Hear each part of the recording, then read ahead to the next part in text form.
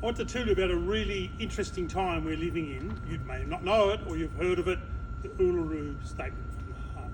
This is going to be a tipping point in Australian contemporary history, and we have the exciting opportunity for each of you to jump on board and to move the scale a little bit over. So a tipping point is like a sense of a balance, that things are in a hiatus, a status quo apparently. But a tipping point says if enough people move up the slope, it tips, and there's enough momentum to change. So it is not just a fork in the road ahead of us, it is a possibility of a huge shift in Australian history.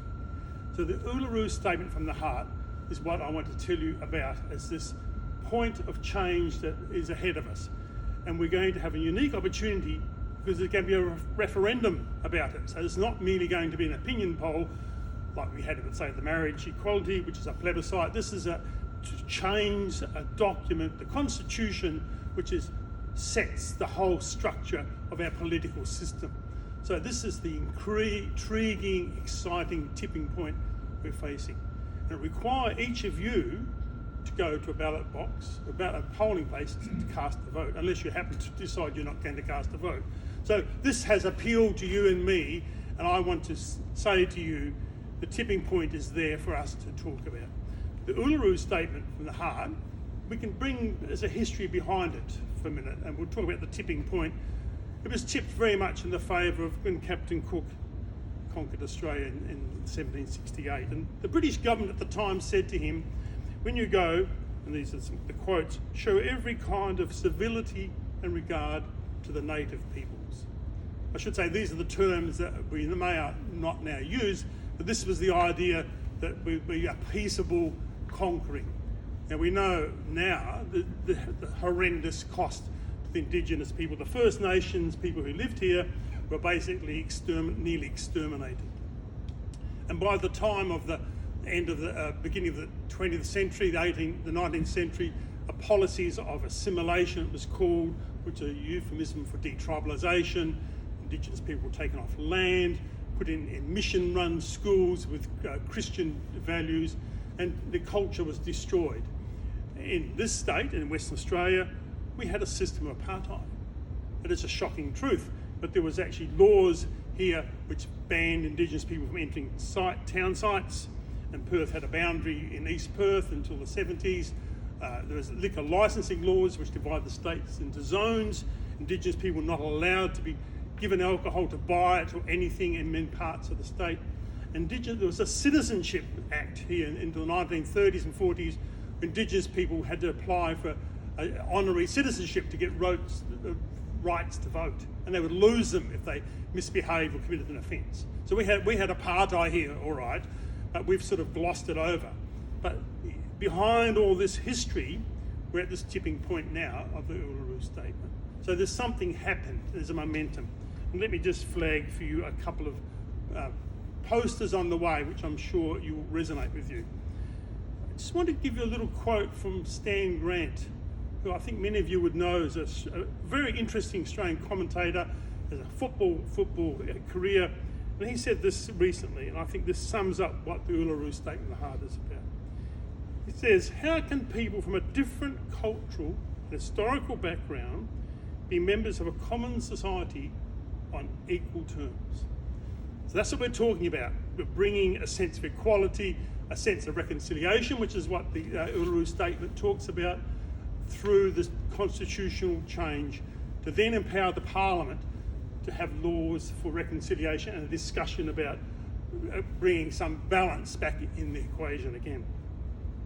So after Captain Cook, as I said, we had detribalisation and the smashing, you might say, it's the only term you can use, polite term, of Indigenous culture. Now 1967 was the first changing of the Constitution. The referendum of 67 changed some wording in the Constitution to permit Indigenous people to be counted, or Aboriginal people to be counted in the census. So it wasn't actually equal rights, but it was to count Indigenous people.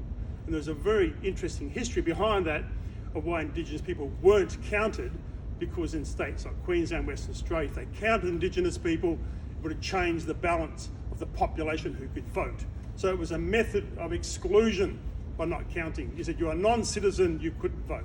That's how the system worked. Very insidious and very subtle. By just not counting people, then they don't exist. So 1967 was the first big change.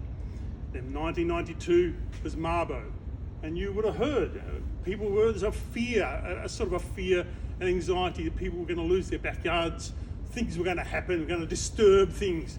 And us privileged whites, I speak generically here, we would have somehow had to give up something which we had taken long ago. And 2008 was the apology for the stolen generations. Another major tipping point of recognition of the loss of the parentage rights of Indigenous people whose children were taken away and put in institutions, as I mentioned. So 2017, the Uluru Statement was a very different declaration by a very representative large group who met and said, we want not constitutional change to take out certain words, but to give us an equal voice in the Parliament.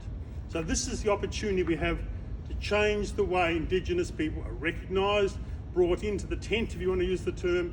So we have a society, as Stan Grant said, of equal people in a common people.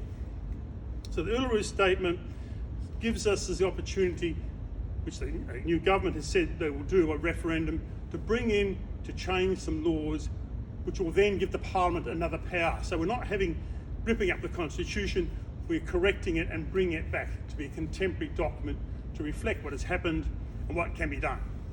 So, can you move on that seesaw a little bit and tip it? That is the challenge I have to you. Are you going to come on board and vote? I'm not asking how you're going to vote, but this is something we need to do.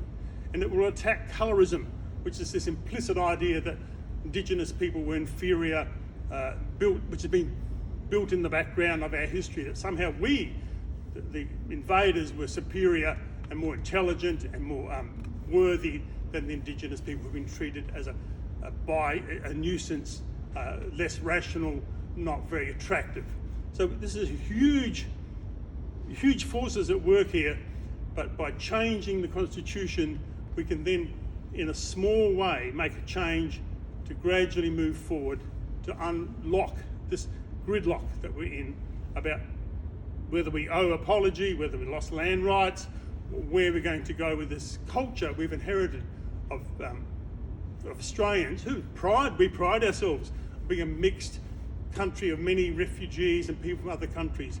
But it's the First Nations chance in people's time for us to come and talk to them and bring them with us to tip the scales a little bit that way.